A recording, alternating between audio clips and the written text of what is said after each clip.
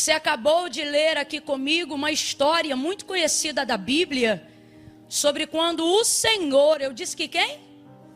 O Senhor envia as cordonizes para esse povo que estava murmurando no deserto, murmurando do maná que o Senhor Deus havia tirado do recôndito do céu e estava entregando para eles de maneira tão ordeira, de maneira tão nutritiva e por que não dizer de maneira tão especial.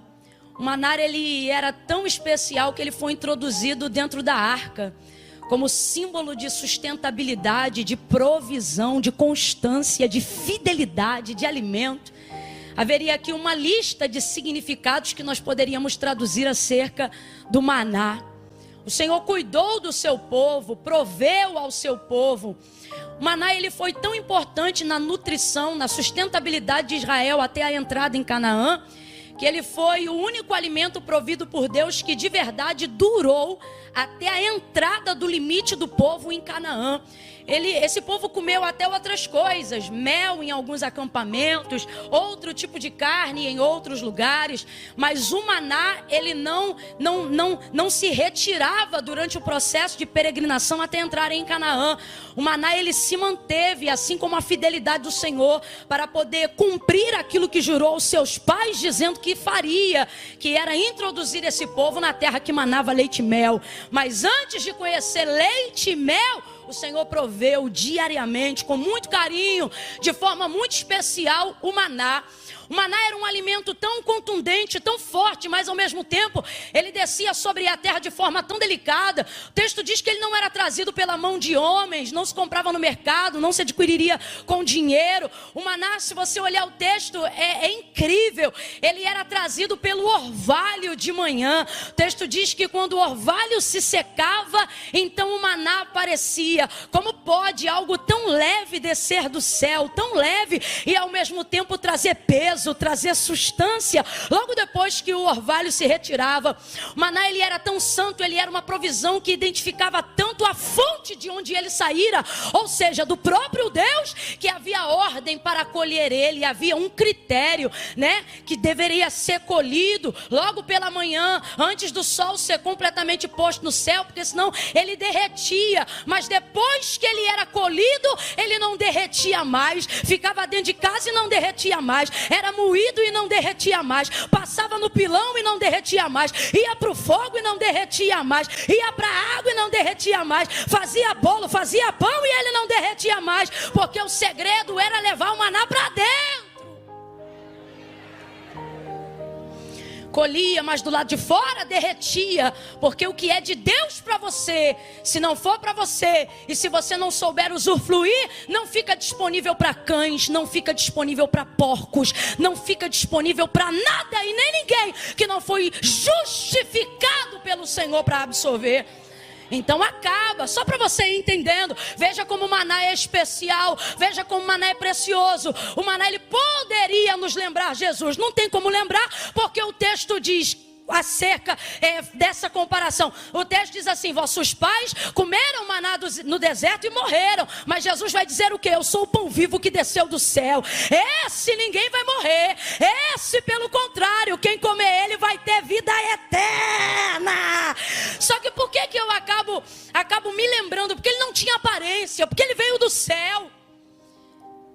Veja isso. Mas ele tinha ali um período de durabilidade. Agora, o povo, depois de um tempo, começa a desdenhar esse maná. Por que o desejo de comer carne vai levar eles à morte? Não é o desejo em si, esse povo não está proibido de comer carne, mas é o que motivou o desejo. E o que motivou o desejo? Duas coisas nós vamos falar sobre elas agora, mas uma delas é muito perigosa e eu preciso falar urgentemente. O que, Camila? O desdém do maná. Você tem que colocar na sua cabeça que você não precisa desfazer-se daquilo que Deus já fez. Você tem que colocar na sua cabeça que para realizar os seus sonhos, seus projetos, as aspirações do seu coração, eu não sei o que foi, se foi um misticismo religioso, se foi uma forma não coordenada de passar qual é a manifestação do reino de Deus para a terra, que acabou criando na cabeça de pessoas o conceito de que se elas tiverem o que é de Deus e fizerem o que é de Deus, todo o restante ligado à sua vida pessoal será destruído, será devastado. E isso na verdade não é uma verdade, é um sofisma do diabo para que você nunca deseje as coisas de Deus. Porque ele quer colocar na tua cabeça que a partir do momento que você desejar as coisas de Deus, você vai estar totalmente arrebentado, sem jamais poder se realizar na vida pessoal, na vida emocional, na vida afetiva. Mas isso é mentira, porque Jesus disse: eu vim para que tenhais vida e a tenhais em abundância. Irmão, se Deus tivesse a vaidade de para saciar o homem, só ter ele na vida do homem, ele jamais teria criado Eva. Era ele próprio e Adão naquele jardim, sem ninguém, sem intervenção de ninguém. E às vezes você fica pensando: do que tem falta uma pessoa que fala face a face com Deus? Do que tem falta uma pessoa que dialoga com Deus? Não tem falta de nada. Só que Deus, quando criou o homem, Deus sabe o que fez. Ele disse: fez semelhante, ele não é igual. Deus sabia que havia coisas em Adão que ele não daria, e não é porque ele não queria, é porque não convinha. Não convinha, é coisa de Deus, não é coisa de homem. E coisa que é de homem não é coisa de Deus. Por isso fez Eva. Então entenda, o problema aqui foi a motivação. Porque eles acharam que para ter uma coisa deveriam desdenhar a outra. Agora veja, onde está o nascedor da motivação? Falamos de desejo, falamos de motivação, e agora vamos para o nascedouro. Aonde nasceu a motivação? No meio do bando. Olha para o teu irmão e diga assim: cuidado com esse bando. Você leu aqui. Camila, fala a verdade aí. Você acha que o povo já estava meio assim com maná? Acho. Já havia algo ali? Já. Não tenha dúvida. Você come ovo 15 dias, no 16º já está piando. Ué, é ou não é? Eu já saí com amigas que estavam no processo, que na hora de perguntar alguma coisa na escolha: você quer frango ou quer carne? E ela de: menina, eu quero uma carne vermelha, porque eu já estou aqui, ó, quase, ó, batendo asa. Quem aqui nunca passou por um processo onde o alimento da sustentabilidade não tem a ver com o seu prazer, tem a ver com a sua sustentabilidade? Tem a maturidade. Mas a maturidade de Moisés, a liderança de Moisés, a maneira como Deus se manifesta no meio desse povo, vai suprimindo esse desejo. É igual você quando está passando uma dificuldade em casa. Minha mãe é uma pessoa que não aguenta ver salsicha. Porque na época da prova, irmão, era salsicha com macarrão, salsicha com arroz, salsicha frita, salsicha cozida, salsicha no molho, salsicha no... Era salsicha. Minha mãe já fazia assim. Mas comia salsicha. Hoje ela pode comer outras coisas, mas quando não podia comer nada, o que ela comia? Estava enjoada, mas comia. Não queria, mas comia. Maturidade, irmão. Você tem que saber. Então, Camila, humanamente falando, certamente havia nele já um desejo de comer uma outra coisa, não tenha dúvida nenhuma. Só que aonde se manifestou esse desejo? Quando percebeu que o bando, quem é o bando? Povo estranho. Quem é o bando? O populacho que saiu do Egito e falou que ia seguir tudo na moral, direitinho, mas no final começou a manifestar os desejos de lá do Egito. Aí o que acontece? Quando você já está com o choro preso por algo, senta do lado de alguém que já está com o choro solto, o próximo a chorar é quem, filho? Agora, o que Deus está nos despertando nessa noite? Estranhos desejos crescem do lado de pessoas estranhas. Olha de novo para alguém que está do teu lado, diga para essa pessoa: sai do meio do bando. Esse populacho começa a ficar enjoado, fastiado. Eles começam a ficar agoniados, até porque eles não estão acostumados a essa cultura.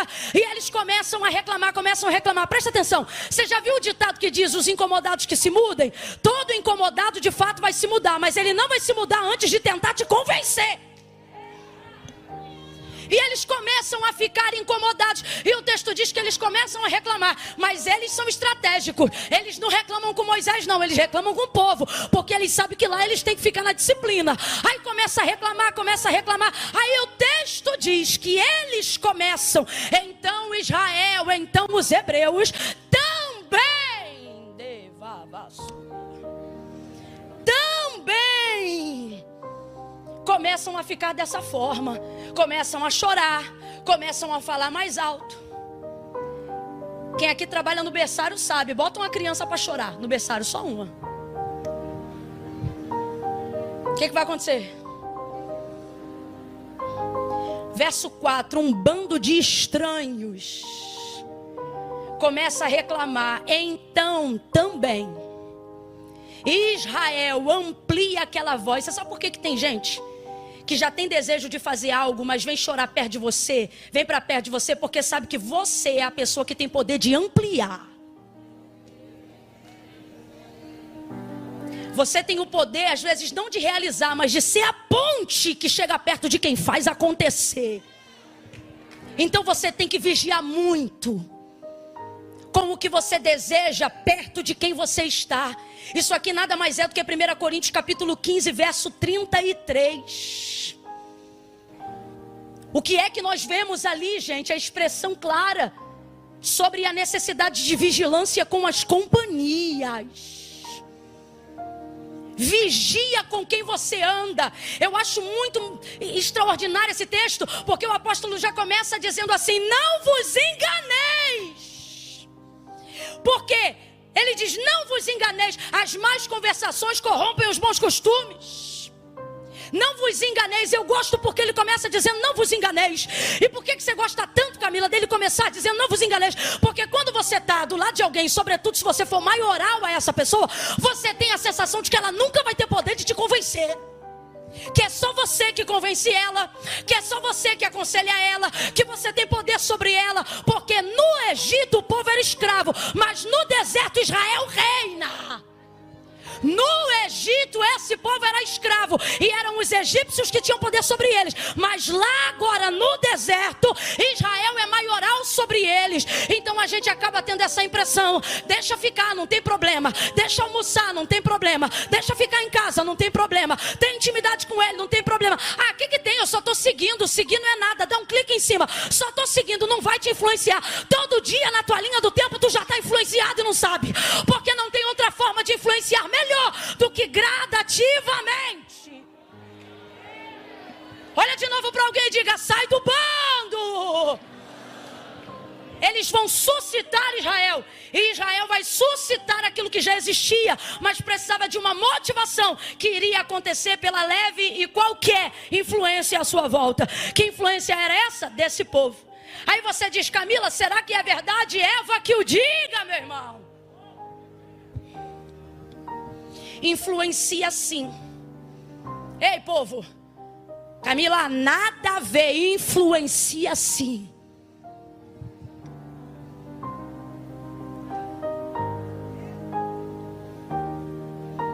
Não foi assim que Deus disse? A serpente começou. Um animal, um bicho. Ai, Camila, tinha poder de fala, mas ainda assim era um animal inferior. Mas influenciou Eva. Conduze, pare de subestimar as pessoas que você julga serem menor do que você. Influenciou. É triste o que eu vou dizer, mas é impossível não citar 2 Samuel capítulo 13, verso 2 e 3. Amnon, filho de Davi, irmão de Tamar. O texto diz que ele já desejava a sua irmã, de forma que ele estava triste, cabisbaixo, já não comia junto à mesa do rei. Aí o seu primo, infeliz, com uma ideia do inferno, vai chegar para ele e vai dizer: por que você está triste? Aí ele diz assim: porque eu desejo minha irmã. Estou resumindo a história. Aí em mim um desejo. E aí ele colocou quem, Wellington? Quem parou do lado dele? Alguém com potencial para fazer ele acreditar que ele podia realizar o desejo. Aí olha o que o primo diz para ele: se finge de doente. fique em casa deitado e fala que você só quer comer pela mão de Tamar, sua irmã. Manda ela cozinhar no teu quarto e fala que você só quer comer da boca, só quer comer da mão dela. Aí ele faz isso, cria toda a estratégia, coloca os servos para fora e na hora que Tamar vai alimentá-lo, ele agarra ela à força, estupro, incesto. Violenta ela, não se responsabiliza, depois joga ela fora como se fosse nada, e ela diz: pior ainda, tu fizeste agora, me lançando para fora. E foi a última vez que ela usou roupa colorida, porque as filhas virgens do rei tinham poder de usar roupas coloridas. Nunca mais Tamar usou cores. Cinza sobre a cabeça, vestes rasgadas, porque alguém que já tinha um desejo parou de um lado de alguém que disse para ele que ele podia realizar. E quem te disse que todo desejo você pode realizar? Não é a Bíblia, não é o teu Deus, porque o que o Senhor diz é que nós precisamos refrear o nosso desejo. Deixa eu te falar, desejo nenhum é vontade do Espírito. Todo desejo nasce da alma, e a alma te engana, a alma é mentirosa. Não cai na tua alma porque ela é egoísta, sentimentalista, vitimista. Deixa o teu espírito governar. Por isso Davi dizia: porque te abates minha alma, olha isso, porque te perturbas dentro de mim. Sabe o que ele está dizendo? Para de me quietar. Você não vai ter o controle da minha vida, não. Quem tem o controle da minha vida é Deus. Oh, meu Deus do céu. Você tem que tomar cuidado, porque as companhias têm poder de realizar desejos. E eu não estou falando só de desejos nefastos, não, mas também de desejos bons. Os valentes de Davi, por exemplo, o texto diz que estando em batalha contra os filisteus, num campo completamente armado, Davi cansado vai dizer: ah, quem me dera. Ele vai esboçar um desejo de sua alma. Ele vai dizer assim: ah, quem me dera beber um pouco da água que está na cisterna ou no poço de Belém. Ah, quem me dera, quem me dera. Aí os seus valentes, tinha alguns, mas 3, quando ouviram isso, falaram: vamos realizar esse desejo. Saíram de lá, ultrapassaram 3 infantarias, 3 áreas de batalhão, irmão, 3 áreas, 3 homens contra 3 batalhões inteiros armados. Passou, encheu o balde, voltou e deu para Davi. Está aqui, ó, a água que você queria beber. Davi não teve coragem, porque um homem de sucesso não atende todos os desejos da alma. Um homem que foi chamado para reinar nunca deixa a alma governar. Uma mulher que foi chamada para crescer, um homem que foi chamado para prosperar, nunca é refém de seus desejos. Eu não sei para quem, mas Deus está dizendo aqui: refreia os teus desejos. Davi vai derramar aquela água que ele queria tanto diante deles, e eu acho isso extraordinário. Para mim é uma das maiores provas que ele estava apto para ser rei de todas as tribos em todo Israel. Sabe por quê? Tudo aquilo que você deseja e não controla te domina. Ei, eu estou sentindo um temor de Deus tão grande aqui, tão grande. Meu Deus do céu. Ah, não fica sem graça não. Sacode o ombro de alguém aí e diga: é noite de livramento. Deus está preparando o livramento. Você não será dominado pelo seu desejo.